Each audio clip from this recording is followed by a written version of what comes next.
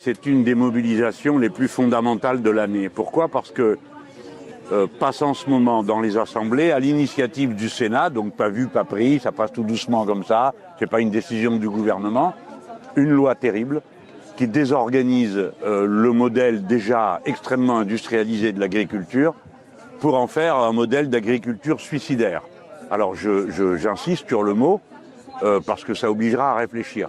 Mais augmenter sans limite, comme cela va être décidé, l'usage des pesticides, c'est une manière de, en le sachant, provoquer des catastrophes sanitaires de première grandeur. C'est donc pas seulement un problème pour les paysans, qui évidemment sont les premiers à tomber malades, les premiers à en mourir, mais c'est toute la population qui ne sait pas que bientôt elle n'aura plus un morceau de sucre qu'elle mangera, dans lequel il n'y aura pas de ces traces de pesticides, qui naturellement s'ajouteront aux microplastiques qui s'y trouvent déjà.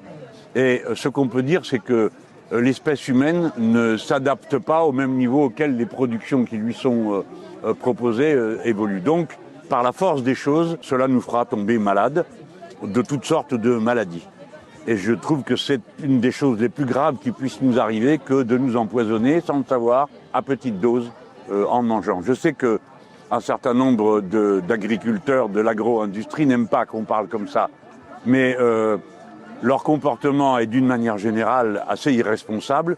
Ils agressent, ils murent nos permanences, ils insultent, ils empêchent de s'exprimer. Et eux-mêmes sont les victimes de leur système. Voyez-vous, dans ce pays, il y avait 7 millions d'agriculteurs à la fin de la Deuxième Guerre mondiale. Il n'en reste même pas 400 000.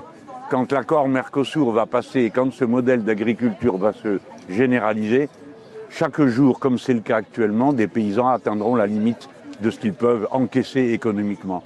Est-ce que ce pays, notre pays, sait qu'il se pend un agriculteur tous les 2 jours, qui se suicide un agriculteur tous les 2 jours? Ce sont des réalités terribles, mais bien cachées, bien masquées, on n'en parle pas. Vous savez, c'est comme les anciens secrets de famille, hein. On ne dit pas, mais c'est tragique. Cette fois-ci, tout le monde est dans le coup.